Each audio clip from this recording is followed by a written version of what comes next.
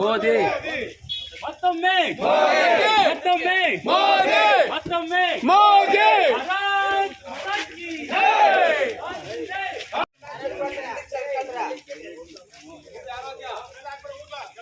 ಕೆಳಗಡೆ ಹಾಕ್ಬೇಡ, ಮೇಲಕ್ಕೆ ಹಾಕ್ಬೇಡ. ಆವತ್ತಿನ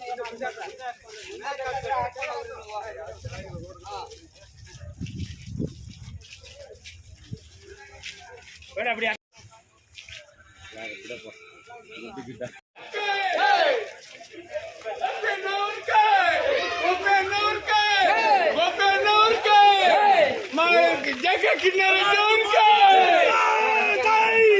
नरेंद्र मोदी जी के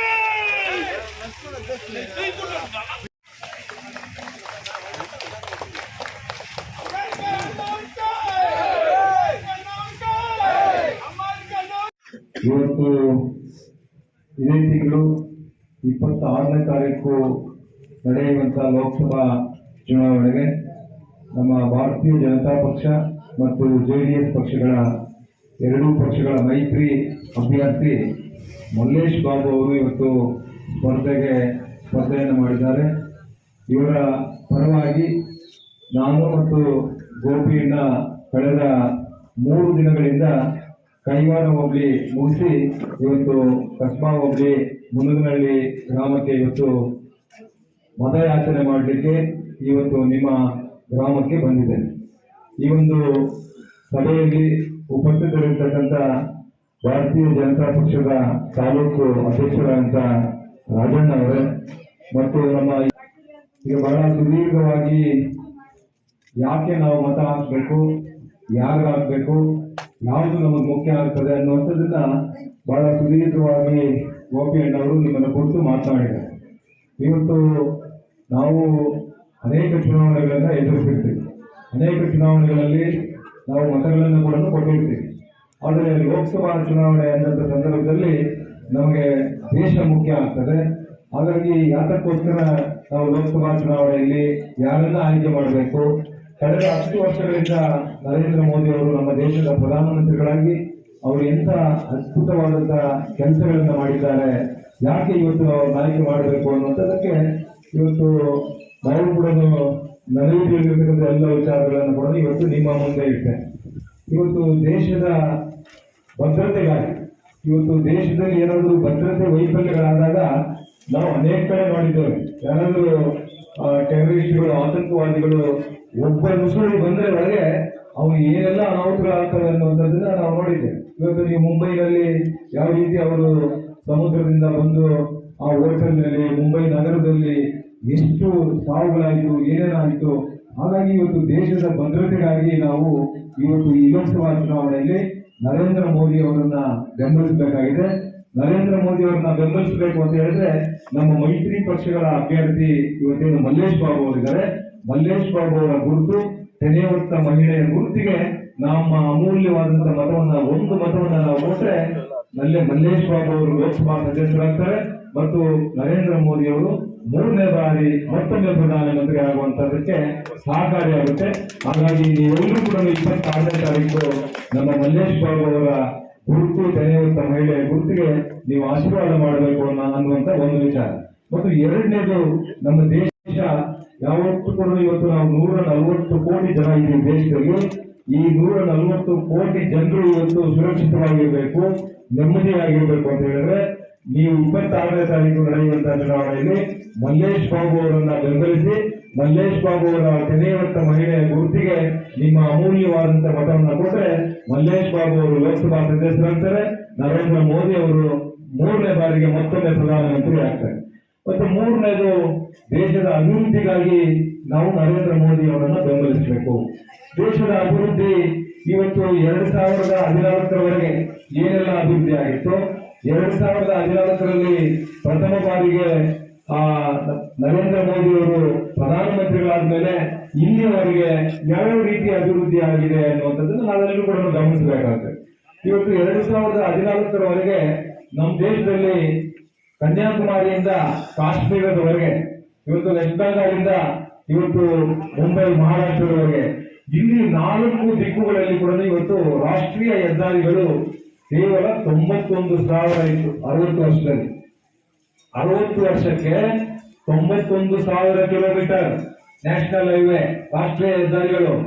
ಆದ್ರೆ ನರೇಂದ್ರ ಮೋದಿ ಅವರು ಬಂದ ಮೇಲೆ ಕೇವಲ 10 ವರ್ಷಕ್ಕೆ 55,000 ಕಿಲೋಮೀಟರ್ ಇವತ್ತು ರಸ್ತೆಗಳನ್ನ ಇವತ್ತು ನಿರ್ಮಾಣ ಮಾಡಿರ್ತಕ್ಕಂಥ ಕೀರ್ತಿ ಈ ದೇಶದಲ್ಲಿ ಯಾರಾದರೂ ಇದ್ರೆ ಅದು ನರೇಂದ್ರ ಮೋದಿ ಅವರಿಗೆ.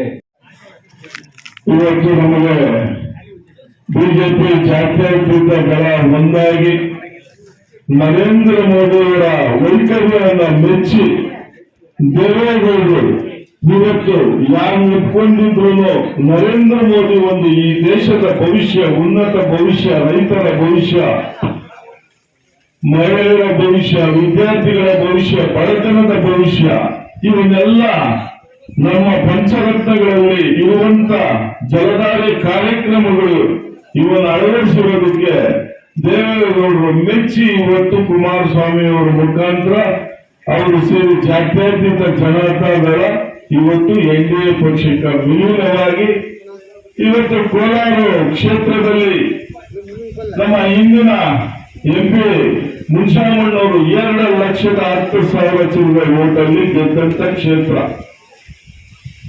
ಈ ಕ್ಷೇತ್ರದಲ್ಲಿ NDA ಅಭ್ಯರ್ಥಿಗೆ ಜಾತ್ಯತೀತ ಜನತಾದಳಕ್ಕೆ ಈ ಸೀಟ್ ಕೊಟ್ಟಾಗ ನಮ್ಮ ಕೋಲಾರ, ಹಾಸನ, ಮಂಡ್ಯ 3 ಕ್ಷೇತ್ರಗಳು ಜಾತ್ಯತೀತ ಜನತಾದಳಕ್ಕೆ ಬಿಟ್ಕೊಟ್ಟಾಗ ಮುನ್ಷಾಮಣ್ಣವರು ಇವತ್ತು ನೇರವಾಗಿ ನನ್ನ ತಮ್ಮನಾದಂತ ಒಂದು ಯೋಗ್ಯ ಕುಟುಂಬದಲ್ಲಿ ಜನಿಸಿದಂತ ಒಂದು ಸಮಾಜ ಸೇವಕರ ಮಗನಾದಂತ ಮಲ್ಲೇಶ್ ಬಾಬು ಅವರು ನನ್ನ ತಮ್ಮನಾಗಿ ಅವರಿಗೆ ಮತ ನೀಡಿ ಅಂತ ಮತ ಕೇಳ್ತಾ ಇರುವಂತ ಸಂಬಂಧ ಇದು ಜಾತ್ಯತೀತ ಜನತಾದಳದ ಬಿಜೆಪಿಯ ಸಂಬಂಧ. ತಂದೆ ಒಬ್ಬ IAS ಅಧಿಕಾರಿಯಾಗಿ ಒಬ್ಬ KMF ಚಿಕ್ಕಬಳ್ಳಾಪುರದಲ್ಲಿ ಸ್ಥಾಪನೆಗೆ ಅವರು ಮುಖಂಡತ್ವ ವಹಿಸಿ ಮೈಸೂರು ಮಿನರಲ್ಸ್, ಮೈಸೂರು ಲ್ಯಾಂಬ್ಸ್ ಅಲ್ಲಿ ಇವತ್ತು ಉದ್ಯೋಗ ಸೃಷ್ಟಿಸಿ ಅಲ್ಲಿನ MD ಆಗಿ ನಾನಾ ಕೆಲಸ ಮಾಡಿದಂತವರು. ತಾಯಿ 3 ಬಾರಿ ಜಿಲ್ಲಾ ಪಂಚಾಯತಿ ಸದಸ್ಯರಾಗಿ ಅಧ್ಯಕ್ಷರಾಗಿ 1999 ಲೋಕಸಭೆಯ ಅಭ್ಯರ್ಥಿಯಾಗಿ ಮಂಗಮ್ಮ ಮುನ್ಸ್ವಾಮಿ ಅವರ ಮಗನಾಗಿರುವ ಮಲ್ಲೇಶ್ ಬಾಬು ಅವರು 2 ಸಲ ಬಂಗಾರಪೇಟೆ ಅಭ್ಯರ್ಥಿಯಾಗಿ ಅಲ್ಪ ಮತಗಳಿಂದ ಅವರು ಪರಾಭವಗೊಂಡು ಪ್ರೀತಿ ವಿಶ್ವಾಸ ಜಿಲ್ಲೆಯಲ್ಲೇ ಜಾಸ್ತಿ ಗಳಿಸಿರುವಂತ ವ್ಯಕ್ತಿ. ಯಾಕೆ ಹೇಳ್ತಾ ಇದ್ದೀನಪ್ಪ ಈ ವ್ಯಕ್ತಿ ಹೆಸರು ಅಂತಂದ್ರು ಕೇಳಬಹುದು. ಯಾಕೆಂದ್ರೆ ಈ ವ್ಯಕ್ತಿ ಮುಂದೆ ವ್ಯಕ್ತಿನ ಹಾಕಕ್ಕೆ ಅವ್ರ ವ್ಯಕ್ತಿನೇ ಸಿಕ್ಕಿಲ್ಲ. ಬೆಂಗಳೂರು ಹುಡುಕಿದ್ರು, ಕೋಲಾರ ಹುಡುಕಿದ್ರು, ಲಾಸ್ಟ್ ನಮ್ಮ ಗಡಿ ಪ್ರದೇಶದ ಮದ್ದಪಳ್ಳಿ ಪ್ರದೇಶದಂತ ಮದ್ದಪಳ್ಳಿಯಲ್ಲಿರುವಂತ ಅವರು ಕರ್ಕೊಂಡ್ಬಂದು ಇವತ್ತು ಗೌತಮ್ ಅಂತೇಳಿ ಇಲ್ಲಿ ಹಾಕಿದ್ದಾರೆ. ಇವತ್ತು ಯಾರು ಮಗ ನೋಡಿಲ್ಲ. ಅವ್ರಿಗೆ ಊರು ಪಂಚಾಯತ್ ಏನಿಲ್ಲ, ಗೆದ್ರೆ ನೀವು ಬೇಗ ಸಿಕ್ಕಲ್ಲ. ಇಲ್ಲಿ 2 ಪಾರ್ಟಿ ಅವರು ಸಿಗ್ತಾರೆ, ಗೆದ್ದ ಮೇಲೆ ಒಂದೇ ಪಾರ್ಟಿ ಯಾರಿಗೂ ಸಿಗ್ತಾ ಇಲ್ಲ. ಇಲ್ಲಿನ MLA, ಇಲ್ಲಿನ ಮಿನಿಸ್ಟರ್ ಗೆದ್ದ ಮೇಲೆ ನಿಮ್ಮ ಮನೆ ಹತ್ರನೇ ಬರ್ಬೇಡ್ರಿ, ನೀವು ನಿಮ್ದೇನಿದ್ರು ಕೆಲಸ ನಾವು ಮಾಡ್ತೀವಿ ಹೇಳ್ರಿ ಅಂತ ಹೇಳೋದು. ಇನ್ನು ಅವ್ರು ಗೆಲ್ತಂತ MP ಅಪೃತಪ್ಪ ಗೆದ್ರೆ ನೀವ್ ಮತ್ತೆ ಚಿಂತಾಮಣಿನೇ ನೋಡಲ್ಲ. ಇದು ತಿಳ್ಕೊಂಡ್ರು. ಇದನ್ನೆಲ್ಲ ಯಾಕಪ್ಪ ನಾವು ಬಿಜೆಪಿ ಗೊತ್ತಾಗ್ಬೇಕು, ಯಾಕೆ ಬಿಜೆಪಿಯಿಂದ ನಮ್ಗೆ ಏನ್ ಅನುಕೂಲ, ಈ ಬಿಜೆಪಿ ನಮ್ಗೆ ಏನ್ ಮಾಡುತ್ತೆ, ಈ ಜಾತ್ಯತೀತ ಜನತಾದಳ ಸೇರಿ ಇವರೆಲ್ಲ ಏನೇನ್ ಮಾಡ್ತಾರೆ, ನಮಗೆ ಈ ದೇಶ ಸಮಗ್ರವಾಗಿ ಉಳಿಬೇಕು ಅನ್ನೋ ಮನೋಭಾವನೆ ಇದ್ದು ತಾವು ಇವತ್ತು ನೀವು ಕಾಂಪ್ಲೆಕ್ಸ್ ಕೊಟ್ಟು ನೋಡ್ಬೋದು. ಭಾಷಣ ಮಾಡಬಹುದು, 2 ಅವರಿಂದ 10 ಅವರ್ ಭಾಷಣ ಅಷ್ಟು ಕಾಂಪ್ಲೆಕ್ಸ್ ಅಲ್ಲಿ ನಮ್ಮಲ್ಲಿ 4 ಬಡತನಗಳು. ನರೇಂದ್ರ ಮೋದಿಯವರ ಕೈ ಪ್ರಧಾನಮಂತ್ರಿ ಮತ್ತೊಮ್ಮೆ ಪ್ರಧಾನಮಂತ್ರಿ ಮಾಡಬೇಕು ಅಂದ್ರೆ ನಾವು ಇವತ್ತು ನಮ್ಮ ಅಭ್ಯರ್ಥಿ ಆದಂತ ಮಲ್ಲೇಶ್ ಬಾಬು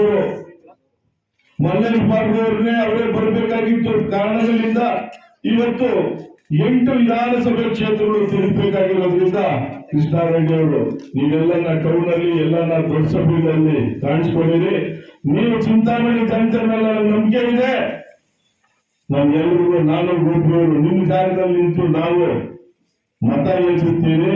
ಜನಗಳು ಇವತ್ತು ಬಿಜೆಪಿಯಿಂದ ಜನರು ಇದ್ದಾರೆ.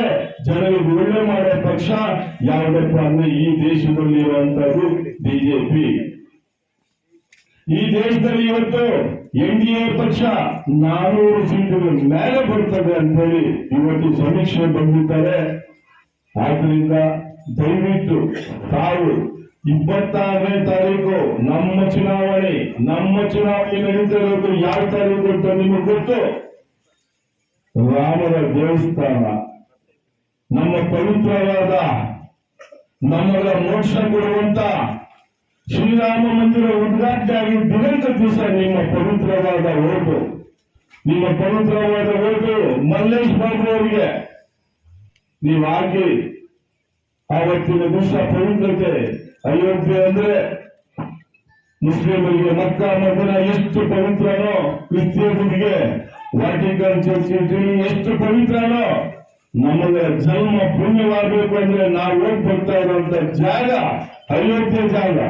ಅಯೋಧ್ಯೆ ಯಾರು ನೋಡಿರಲಿಲ್ಲ, ಅಯೋಧ್ಯೆ ಹೋಗಿರಲಿಲ್ಲ, ಅಯೋಧ್ಯೆ ಕಾಲದಲ್ಲಿ ಒಳಕ್ಕೆ ಬಿಡ್ತಾ ಇರಲಿಲ್ಲ.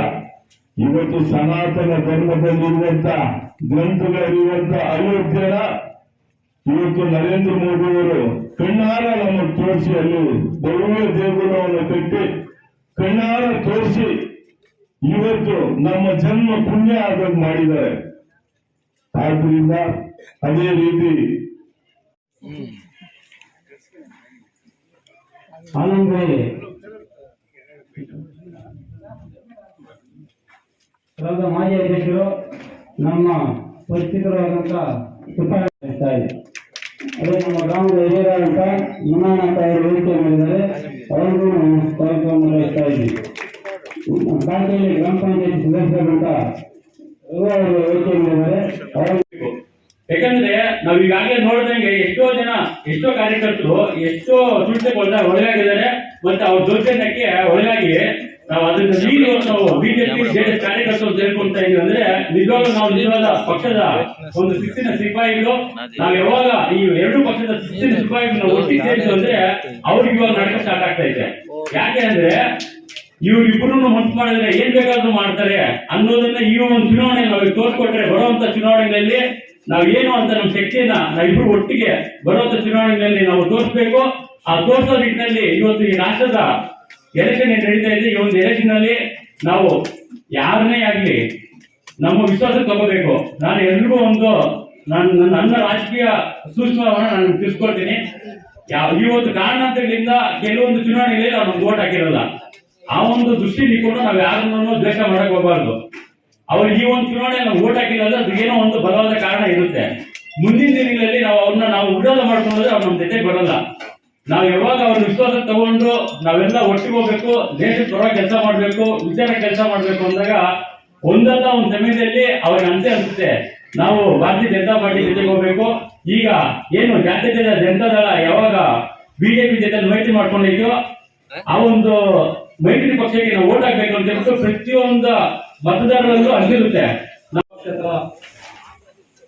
ಬಿಜೆಪಿ ಜೆಡಿಎಸ್ ಮೈತ್ರಿ ಅಭ್ಯರ್ಥಿಯಾಗಿ ಮಲ್ಲೇಶ್ ಬಾಬು ಅವರನ್ನು ಕಣಕ್ಕಿಳಿಸಿದ್ದಾರೆ. ಇವತ್ತು ಕಳೆದ ಸತತವಾಗಿ ಕಾಂಗ್ರೆಸ್ ಭದ್ರಕೋಟೆ ಆಗಿತ್ತು. ಒಂದು ಬಾರಿ ಜೆಡಿಎಸ್ ಇದಾಗಿದೆ. ಮೊನ್ನೆ 19ರಲ್ಲಿ ಬಿಜೆಪಿ ಅಭ್ಯರ್ಥಿ ಮುನ್ಷಾಮಣ್ಣ ಅವರು ಗೆದ್ರು. ಈ ಬಾರಿ ರಾಜ್ಯದ ನಮ್ಮ ದೇವೇಗೌಡರು ಮತ್ತು ಕೇಂದ್ರ ನಾಯಕರ ನರೇಂದ್ರ ಮೋದಿ ಅವರು ಒಟ್ಟಿಗೆ ಇದಾಗಿ ರಾಜ್ಯದಲ್ಲಿ, ಏಕೆಂದ್ರೆ ಮುಂದೆ ಈಗ ಕಾಂಗ್ರೆಸ್ನ ದುರಾಡಳಿತಕ್ಕೆ ದೇಶದಲ್ಲಿ ಜನ ಬೇಸತ್ತು ತಕ್ಕ ಪಾಠ ಕಲಿಸಿದ್ದಾರೆ. ಕಾಂಗ್ರೆಸ್ ಮೂಲೆ ಗುಂಪಾಗಿದೆ. ಅದು ಕಾಂಗ್ರೆಸ್ ಮೂಲೆ ಗುಂಪಾದ ಎಲ್ಲೋ ಅಲ್ಲಲ್ಲಿ ಈಗ ಮೊನ್ನೆ ನಡೆದಂತ ಚುನಾವಣೆಯಲ್ಲಿ ಈ ಗ್ಯಾರಂಟಿ ಬಂದಿರೋದ್ರಿಂದ ನಮ್ಮ ಮಹಿಳೆಯರು ಹೆಚ್ಚು ಮತ ಕೊಟ್ಟವರಿಗೆ ಒಂದು ಇದಾಗಿದೆ. ಇವತ್ತು ಹಲವು ಜನಕ್ಕೆ ಮಾತ್ರ ಆ ಸ್ಕೀಮಿನ ಉಪಯೋಗ ಆಗ್ತಾ ಇದೆ, ಕೆಲವರು ಬಂದೇ ಇಲ್ಲ. ಆದ್ರೆ ಜನ ಅರ್ಥ ಮಾಡ್ಕೊಂಡಿದ್ದಾರೆ. ಈಗ ಕೇಂದ್ರದಲ್ಲಿ ಬಲಿಷ್ಠ ನಾಯಕರಾದಂತ ನರೇಂದ್ರ ಮೋದಿ ಅವರನ್ನ ಮತ್ತೆ 24ಕ್ಕೆ 3ನೇ ಬಾರಿ ಪ್ರಧಾನಿ ಮಾಡ್ಬೇಕಂತ ಹೇಳಿ ಒಕ್ಕಲಿನಿಂದ ಇಡೀ ದೇಶವೇ ಒಕ್ಕಲಿನಿಂದ ಇದು ಮಾಡ್ತಾ ಇದೆ. ಆದ್ರೆ ನಾವು ಇವತ್ತು ನಮ್ಮ ಮೈತ್ರಿ ಅಭ್ಯರ್ಥಿ ಆದಂತ ಮಲ್ಲೇಶ್ ಅವ್ರನ್ನ ಈ ಭಾಗದಿಂದ ನಾವು ಗೆಲ್ಲಿಸ್ಕೊಟ್ಟಲ್ಲಿ ನಮಗೆ ಬೇಕಾದಂತ ಬರಬೇಕಾದಂತ ಶಾಶ್ವತ ನೀರಾವರಿ ಇವತ್ತು ಎತ್ತಿನ ಮಳೆ ಹೇಳ್ತಾನೆ ಇದ್ದಾರೆ 10 ವರ್ಷದಿಂದ ಎತ್ತಿನ ಮಳೆ ಬರ್ತಾನೆ ಇದೆ ನಮ್ಮ ಚಿಕ್ಕಬಳ್ಳಾಪುರ ಜಿಲ್ಲೆಗೆ. ಕುಡಿಯೋ ನೀರು KC ವ್ಯಾಲಿ ತಂದು ಅಂತರ್ಜಲ ವೃದ್ಧಿ ಆಯ್ತು ಅಂತ ಹೇಳಿದೆ. ಆದ್ರೆ ಇವತ್ತು ರೈತರು ಭೂಮಿಗಳು ಬರಡಾಗಿದೆ, ರೈತರ ಭೂಮಿ ಬರಡಾಗಿ ನೀರಿಲ್ಲ. ಮತ್ತೆ ಈಗ ಅಂತರ್ಜಲ ಇದು ಮಾಡಿದ್ರೆ KC ವ್ಯಾಲಿ HN ವ್ಯಾಲಿ ಯಾವ ತಂದ್ರು ಏನು ಉಪಯೋಗಕ್ಕಿಲ್ಲ. ಕೃಷ್ಣಾ ನದಿ ನೀರು ಬರ್ಬೇಕು ನಮ್ಮ ಭಾಗಕ್ಕೆ. ಈಗ ಏನಾದ್ರು ಈ ಬಾರಿ ನಾವು ಮೈತ್ರಿ ಸಂಘ ಇದು ನಮ್ಮ ಮೈತ್ರಿ ಅಭ್ಯರ್ಥಿ ಗೆಲ್ಲಿಸಿದಾಗ ಒಪ್ಪಂದದಿಂದ ಕೃಷ್ಣಾ ನೀರು ತರುವಂತ ರೂಪುರೇಷೆಗಳನ್ನು ಅವರು ಸಿದ್ಧಪಡಿಸಿಕೊಂಡಿದ್ದಾರೆ. ಅವರು ಈಗಾಗಲೇ ಅವರ ತಾಯಿಯವರು ಜಿಲ್ಲಾ ಪಂಚಾಯತಿ ಅಧ್ಯಕ್ಷರಾಗಿದ್ದರು. ಅವರ ತಂದೆಯವರು IAS ಅಧಿಕಾರಿಯಾಗಿ ಈ ಭಾಗಕ್ಕೆ ಸಣ್ಣ ಕೈಗಾರಿಕೆಗಳನ್ನು ತಂದಿದ್ದಾರೆ. ನಮ್ಮ ಕೋಲಾರಲ್ಲಿ ಕ್ಲಾಕ್ ಟವರ್ ನಲ್ಲಿ ಇರುವಂತಹ ಕೈಗಾರಿಕೆಗಳನ್ನು ತಂದಿರೋದು ಅವರೇ. ಮತ್ತೆ ಚಿಕ್ಕಬಳ್ಳಾಪುರ ತಂದಿದ್ದಾರೆ. ಇನ್ನೂ ಅನೇಕ ಅಂತ ಅಭಿವೃದ್ಧಿ ಕೆಲಸಗಳು ಮಾಡಿದ್ದಾರೆ. ಅಭಿವೃದ್ಧಿ ಕೆಲಸಗಳು ಮಾಡಿ ಅವರು ನಮ್ಮ ಬಂಗಾರಪೇಟೆ 2 ಬಾರಿ ಕಡಿಮೆ ಅಂತರದಿಂದ ಸೋತಿದ್ದಾರೆ. ಆದ್ರೆ ಜನರ ಸಂಪತ್ತಿ ಇದೆ. ಈ ಬಾರಿ ಒಕ್ಕೂಟದಿಂದ ಎಲ್ಲರೂ ನಾವು ಮೈತ್ರಿ ಅಭ್ಯರ್ಥಿ NDA ಮೈತ್ರಿ ಅಭ್ಯರ್ಥಿ ಆದಂತ ಮಲ್ಲೇಶ್ ಬಾಬು ಅವರನ್ನ ಗೆಲ್ಲಿಸ್ಕೊಟ್ಟಲ್ಲಿ ನಮಗೆ ಮತ್ತೊಮ್ಮೆ ನಮ್ಮ ಈ ಭಾಗಕ್ಕೆ ಏನು ಬರಬೇಕಾದಂತ ಕಾರ್ಖಾನೆಗಳು ಇನ್ನೂ ಅನೇಕ ಇರುವಂತ ನಿಂತಿರುವಂತ ಕಾಮಗಾರಿಗಳಿಗೆಲ್ಲ ಮುಂದೆ ಚಾಲನೆ ದೊರೆಯುವಂತ ಇದಿದೆ. ಏನಂದ್ರೆ ಇವತ್ತು ರಾಜ್ಯದಲ್ಲಿ ಕಾಂಗ್ರೆಸ್ನ ದುರಾಡಳಿತಕ್ಕೆ ಜನ ಬೇಸತ್ತು. ಇವತ್ತು ಸೋಷಿಯಲ್ ಮೀಡಿಯಾದಲ್ಲಿ ನೋಡ್ಬೋದು ಏನಂತ ಹೇಳಿ ಎಲ್ಲ ಜನರು ಮೋದಿ ಮೋದಿ ಮೋದಿ ಅಂತ ಹೇಳಿ ಇದು ಮಾಡ್ತಾ ಇದ್ದಾರೆ. ಜನರ ಮತ್ತೊಮ್ಮೆ ಮೋದಿ 24ಕ್ಕೆ ಮೋದಿ ಬರುವಂತ ಇದಿದೆ. ಜನರಿಗೆ ನಾವು ಏನಂದ್ರೆ ತಿಳಿಸ್ಕೊಡ್ಬೇಕು. ಇವತ್ತು ಜನರೆಲ್ಲ ಕಮಲಾಗ ಇದಿದೆ ಅಂತ ಹೇಳ್ತಾರೆ. ಬಟ್ ನಾವು ಏನಂದ್ರೆ ತೆನೆ ಹೊತ್ತ ಮಹಿಳೆಗೆ ನಾವು ಮೈತ್ರಿ ಆಗಿರೋದ್ರಿಂದ ತೆನೆ ಹೊತ್ತ ಮಹಿಳೆ ಬಿಜೆಪಿ ಪ್ಲಸ್ JDS ಎರಡೂ ಒಂದೇ. ನಾವು ತೆನೆ ಹೊತ್ತ ಮಹಿಳೆಗೆ ಮತ ನೀಡುವಂತೆ ಜನರಿಗೆ ನಾವು ಅರಿವು ಮೂಡಿಸಬೇಕು. ನಮ್ಮ ನಾಯಕರಾದಂತ JK ಕೃಷ್ಣಾರೆಡ್ಡಿಯವರು ಮುಖಂಡರು ಬಂದಿದ್ದಾರೆ. ಅದೇ ರೀತಿ ಗೋಕರ್ಣವರು ಬಂದಿದ್ದಾರೆ. ಅದೇ ರೀತಿ ರಾಜಣ್ಣವರು ಬಂದಿದ್ದಾರೆ. ಇನ್ನು ನಮ್ಮ ಉದ್ದೇಶ ಇಷ್ಟ ಏನು, ಸೆಂಟ್ರಲ್ ಅಲ್ಲಿ BJP ಸರ್ಕಾರ ಬರಬೇಕು ಅನ್ನೋದು ಎಲ್ಲರೂ ಒಂದು ಒಕ್ಕೂರಲ್ಲಿ ಎಲ್ಲರೂ ಇವತ್ತು ಜನ ಏನು ನಮ್ಮ ಜನ ಏನಿದ್ರು ಎಲ್ಲರೂ ಚಾಲೆಂಜ್ ಮಾಡಿ ನಿಂತಿದ್ದಾರೆ. ಅದನ್ನ ಇವತ್ತು ನಾವು ಉಪಯೋಗ ಮಾಡಿಕೊಂಡು ಮಲ್ಲೇಶ್ ಬಾಬು ಅವ್ರನ್ನ ತೆನೆ ಗುರುತಿಗೆ ಏನೋ ಎಲ್ಲಾರು ಹೋಗಿ ಮತ್ತೆ ಹಾಕಿಸ್ಬೇಕು. ಏನೋ ಮನೆ ಮನೆಗೂ ಹೋಗಿ ಹೇಳ್ಬೇಕು, ತಿಳಿ ಹೇಳ್ಬೇಕು. ನೋಡಪ್ಪ, ಹೂ ಗುರುತೆ ತೆನೆ ಗುರುತೆ ಹೂ ಗುರುತು ಇದು ಎರಡು ಒಂದೇ ಸಿಂಬಲ್ಲೇ. ನಾವು ತೆನೆ ಗುರುತಿಗೆ ಓಟ್ ಹಾಕ್ಬೇಕು. ಪ್ರತಿಯೊಬ್ಬರು ನಮ್ಮ ಮನೆ ಮನೆಗೂ ತಿಳಿಸ್ಬೇಕು, ತಿಳುವಳಿಕೆ. 2024 ಚುನಾವಣೆಯಲ್ಲಿ 400 ಸೀಟ್ ಗೆದ್ದಿ ಮೋದಿಯವರು ಪ್ರಧಾನಮಂತ್ರಿ ಆಗಬೇಕು ಅಂತ. 273 ಸೀಟ್ ಗೆದ್ದಿ ಪ್ರಧಾನಮಂತ್ರಿ ಆಗಲ್ಲ. 400 ಸೀಟ್ ದೇಶದಲ್ಲಿ ಗೆದ್ದಿ ನಮ್ಮ ಮೋದಿಯವರು ಅಲ್ಲಿ ಪ್ರಧಾನಿ ಆಗಬೇಕು ಅಂತ. ನಾವು ಮಲ್ಲೇಶ್ ಬಾಬು ಏನ್ ಓಟ್ ಹಾಕ್ತಿವಿ ಅದು ನಾವು ಮೋದಿಯವ್ರಿಗೆ ಹಾಕ್ದಾಗೇನೆ ಓಟು. ಇಲ್ಲಿ ಮಲ್ಲೇಶ್ ಬಾಬು ಮಾತ್ರ ಹೆಸರಷ್ಟೇ, ಮೋದಿಯವರಿಗೆ ಓಟ್ ಹಾಕಿಲ್ಲ ಅಂದ್ರೆ ಮೋದಿಯವ್ರಿಗೆ ಓಟು. ನಮ್ಮ ದೇವೇಗೌಡರು ಅಪ್ಪಾಜಿಯವ್ರ ಬೆನ್ನೆ ಮೋದಿ ಅವ್ರ ಬಗ್ಗೆ ನೀವು ನೋಡಿದ್ರೆ ಸಾಮಾನ್ಯವಾಗಿ ನೆನ್ನೆ ನಾನು ಮೊದಲು JDS ನಲ್ಲಿ ಇರ್ತಿದ್ವಿ. ನಾವು ಹತ್ರ ಇದ್ದೆ ದೇವೇಗೌಡರಿಗೆ. ನಿನ್ನೆ ಅವ್ರ ಭಾಷಣ ಕೇಳೋದಕ್ಕೋಸ್ಕರ ನಾನು 10 ನಿಮಿಷ TV ಮುಂದೆ ಕುಂತಿದ್ದೆ. 92 ವಯಸ್ಸಲ್ಲಿ ಆ ಮಾತುಗಳು ಆಡಿದರೆ ಮೋದಿಯವ್ರ ಬಗ್ಗೆ ಅಂದ್ರೆ ಅವ್ರಿಗೆ ಎಷ್ಟು ಅಪಾರವಾದ ಬಗ್ಗೆ ಗೌರವ ಇದೆ. ಮೋದಿಯವ್ರ ಬಗ್ಗೆ ದೇಶ ಮುನ್ನಡೆಸ್ತಾರೆ, ನಮ್ಮ ದೇಶದ ಮುಂದೆ ಒಂದು ಯುವಕ ಮಾಡ್ತಾ ಇರ್ತಾರೆ. ಇಡೀ ನಮ್ಮ ದೇಶದಲ್ಲಿ ಒಬ್ಬ ನಾಯಕತ್ವ ಮೋದಿ ಬಿಟ್ರೆ ಅಂತ ಹೇಳದ ಏಕೈಕ ವ್ಯಕ್ತಿ ದೇವೇಗೌಡರು. ಅದರಿಂದ ನಮ್ಮ ಕಾರ್ಯಕರ್ತರು JDS BJP ಎರಡು ಕಾರ್ಯಕರ್ತರು ಒಟ್ಟಾಗಿ ಬೂತ್ ಮಟ್ಟದಲ್ಲಿ ಕೆಲಸ ಮಾಡಿ ದಯವಿಟ್ಟು ಚಿಂತಾಮಣಿಯಿಂದ 1 ಲಕ್ಷ ಮೇಲ್ಪಟ್ಟು ಕೊಡ್ಬೇಕು ನಮಗೆ. ಅದರಿಂದ ಎಲ್ಲ ಕೆಲಸ ಮಾಡಿ ಮಲ್ಲೇಶ್ವರ ಗೆಲ್ಸ್ಬೇಕು ಅಂತ ಹೇಳ್ತಾ